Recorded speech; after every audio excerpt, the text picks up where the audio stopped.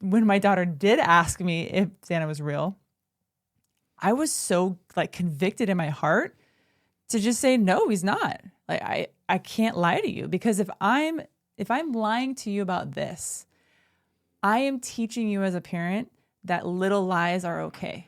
So when she does realize that Santa is not real later on in life, she's going to feel a little betrayed. Like, oh my gosh, this whole time my mom and dad were lying to me.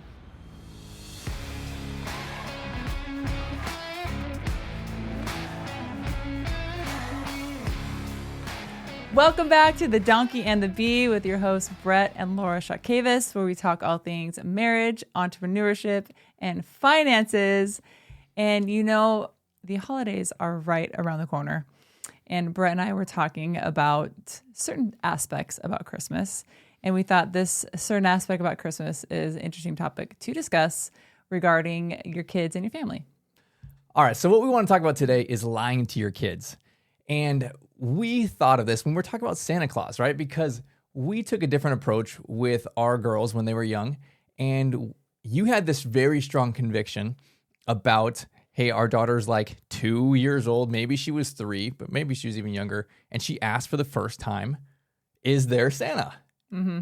And you just couldn't do it. You just couldn't lie to our daughter, right? And like, it's such a cultural norm that you are literally lying to your kids. And it's not like you do it one time. It's literally like a whole charade every Christmas leading up to it, right? Like, hey, I'm going to go sit on Santa's lap, or hey, let's write Santa a letter. These presents came from Santa and these ones came from mommy, right? Like, those are all lies. Mm-hmm. And then the stinking elf on the shelf, you have to literally lie every single day. Oh, the elf moved here. Oh, the elf is watching you, right? Like, come on. Are you really that type of parent that you need to leverage the elf to discipline your kids while you are repeatedly lying to them every single day of the month? Mm-hmm. Like, what kind of lessons are you teaching for your kids? Yeah, I think so.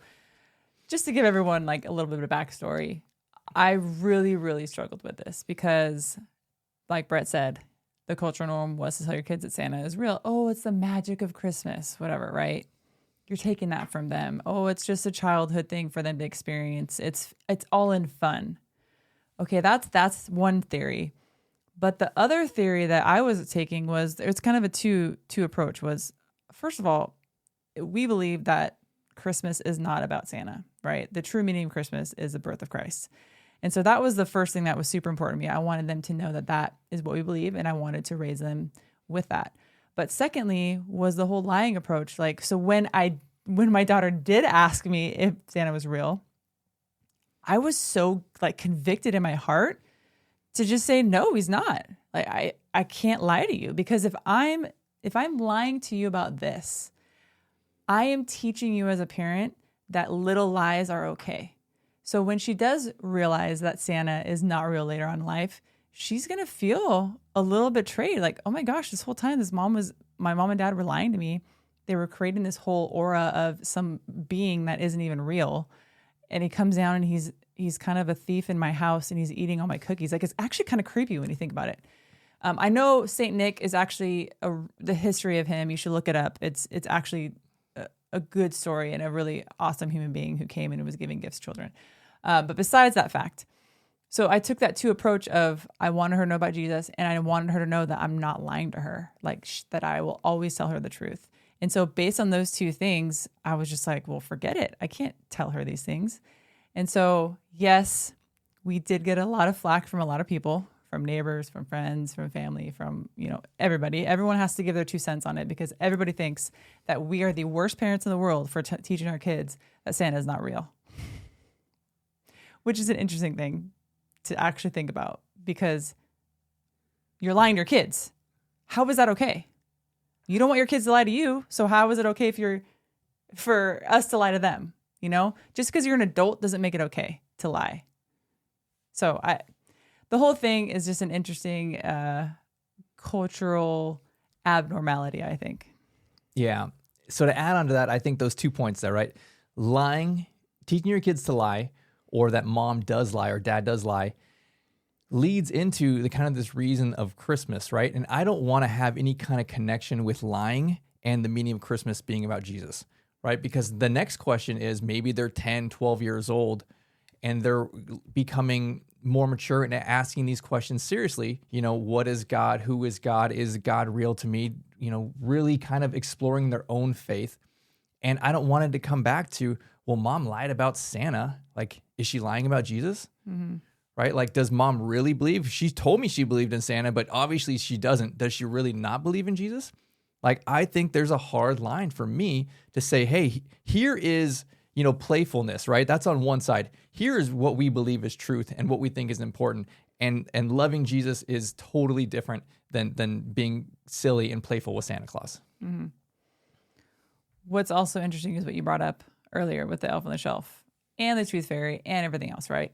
But Elf on the Shelf is interesting because there's like a big following on social media that if you forget to move your Elf on the Shelf. So cluing y'all in, if you don't know what Elf on the Shelf is, it's a little elf that you put somewhere in your house, and this elf is supposed to look over your kids and watch them and see if they're good girls or boys and bad girls or boys, and then it leaves at night, goes back to the North Pole, and tells Santa the scoops of what happened during the day, if they were good or bad. So then you're supposed to move it every day because the elf is supposed to be going to Santa Claus, giving the intel and then coming back. So if the elf is not moved, that means it didn't leave, and that means it's not real. So a lot of times parents will forget to move their Elf on the Shelf, and they will have to make up more lies about why the Elf on the Shelf did not move. And so it's just like an interesting snowball effect of lies. But there actually is a whole social media pages on, hey, if you forget to move your Elf on the Shelf, do this. Write a letter, from your elf saying, I got sick and so I had to spend an extra night or something. It's like this whole grand scheme of lies, and parents get frazzled. They get stressed out about it. And it just, I feel like it would create just an unnecessary stress in your home, right? So you're talking about these parents that have written these letters, right? Explaining away untruthfulness, making up stories. Like, what happens when your kids get older, when they start making up stories to you, right? Oh, I didn't, get the black eye because I got hit with the baseball. No, I was really fighting, but let me just write a story about here's what happened, right? Like, what kind of example are you setting for your children by allowing them the precedent of making these things up and carrying on this charade day after day, year after year? And then a lot of times the older sibling knows, right? The older sibling knows that you are lying every single day to his younger brother or sister, right? Like, what type of precedent is that? I think it's such a bad thing to do. And it's so interesting that there is pressure on people who don't do these things. Like, they're the bad ones. You should be lying to your kids because it's all in the Christmas spirit. What kind of culture is that? But to your point then, is you're actually teaching your older kids to lie to the younger kids. So you're actually teaching your kids to lie through that, right? Oh, don't tell your younger sister or younger brother. Just go along with it, right? It's so interesting when you really sit back and think about these things, how much it's just it's kind of brainwashed over you, right? Like, you're thinking that it's okay. And so I challenge the parents listening to this to really just sit back and think, why do I do this? Do I really want my children to learn these things through this act? And just mill over that for a little bit of time, right? Like, and if you feel a little odd about it, oh, wow, yeah, that is. I never thought about it. Maybe it is lying. Oh, yeah, maybe I should change that. Implement it. Do something about it. Dare to be different. I remember my parents would always tell that to me as a kid, dare to be different. And you know what? We are very different in that regard. We stand out. We've gotten a lot of flack, but I stand true to what we teach our kids and how we're teaching them. And if people have any pushback, I have pushback as well. So I have a basis. We have a basis together as a husband and wife, and as parents, we back each other up, and we know that what we're teaching our children is what we want to instill in them. Yeah, absolutely true. So, okay, this is an example of like flat out lying to your kids, but I think there's other things that are also social norms where it's maybe not as blatant of a lie, but it is also socially acceptable not to talk to your kids about certain things. And I think it's just as detrimental to them. So some of the things for me, right? Like, When you're growing up, there are some parents who get uncomfortable and just will not talk about money. They will not talk about sex. They will not talk about periods or erections or masturbation, right? Like these are things that as a parent, you have to step up and address. But again, it's like culturally unacceptable to embrace that awkwardness. And really your job as a parent is to teach, and you need to teach on these subjects.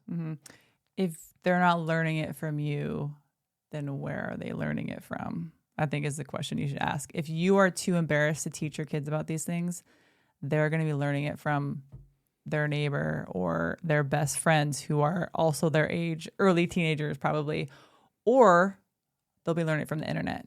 And so you as a parent really got to step up to the plate and embrace these awkward. I don't really think they're awkward anymore because we've done it so much. I think the first couple times we did it, maybe it was a little awkward because you're learning your word track on how you want to approach it based on their age, right? Because you want to say it in a way they're going to understand on their age range. So talk with your spouse about it. Hey, I'm having a little hard time on approaching this. How would you do it? I've done that many times with Brett. If there's a situation that maybe I'm talking about sex with my older daughter and I don't really know how to say it in a way that that is age appropriate to her, I'll just ask Brett, hey, how would you word this? And then he'll give me an idea. So, and vice versa. So I think making sure that you guys are a team in husband and wife. And when you're raising kids, it's a team effort. And so embracing each other in that and getting the other person's advice on that as well. Yeah. The sex talk I think is super, super important to have, but also the money talk. We talk to our girls and we show them firsthand. Anytime we close a new deal, we don't hide it at all. Like, here's the money we're making. Here's how we structure this deal. Here's why this is a win. This is why we are achieving financial freedom. And literally we get into the weeds on showing them the numbers. And I don't think it's something you have to be embarrassed of as a parent, whether you're making a lot or a little. This is something that is super vital for you to teach your kids, because who else is literally going to teach them about making money and these things? It is your job and duty as a parent to do these things. Same for entrepreneurship. We do this with our girls. I mean, they have their own jewelry business and we own our own businesses as well. But embracing them and having them come along for the ride, how to order, how to market, how to post on social medias, various little things, doing a P&L, right? It's things that kids don't normally learn, but because they have their own business, they're able to learn and experience these things. And so we're able to have, the sex talks with them with periods and guys and everything else, right? But then we also have the finance talks, and we have the entrepreneurship talks, and we have the talks about God, and we have a lot of really in-depth conversations with our kids at the most random times. It's never like, oh, we're sitting around the table and it just happens to come up. It can be random. We're out and about at Target and something comes up and I don't ignore it. If we're walking around Target, I'm having it right then and there. It doesn't matter where I'm at. We'll just talk. We'll walk around and discuss, right? And I'll always ask, what do you think about that? Or what are your thoughts? Making sure that they're involved in the conversation. So I wouldn't put it off. I wouldn't, oh, that's for a later time. They're too young right now. I'm not going to talk about it. There's always things you can discuss that's age appropriate, no matter how young or old they are. So for me, my role as a parent and my really approach to this is I want to raise good adults. I'm not really interested in raising good kids. And I think there's a really important distinction there. A good kid is perhaps someone who has good grades, they have their room clean, they're polite to their sister, but that has no relevance to what they're going to become 10, 20 years from now. My objective is to have them become great adults. And I think that really means that they are able to make some of their own decisions and make failures in that learning process. And then from there, have the parent to be able to have these conversations that we're talking about now to guide them and give them like, here's real life. Hey, you went and did that. Okay, cool. What are your results now? Do you like that? Do you want to continue down that path? Or if you want to change it, how would it go? And I think that's really important for us and really the theory behind everything we're talking about today. Why we chose not to tell them at 3 years old that there's Santa, right? Because I'm raising a great adult. I'm not raising a liar, right? The same with here's our money conversation or the sex conversation. We're having these things now because I want you to make good choices as an adult, and I'm less concerned about you messing up now. This is your time to mess up. This is all rough draft. you're on the practice field, right? Like you don't have a wife and kids and job yet, right? Once you have that and you're in the big game, I want you to hit it out of the park. But now I'm okay with you learning and me coming alongside you and getting into these lessons. Well, thank you for joining us today. I hope you tell your kids Jesus is real, Santa's fake, and your mom and dad are not liars and they do love you. So come back. We'll see you next time. Like and subscribe and have an awesome Christmas. Merry Christmas.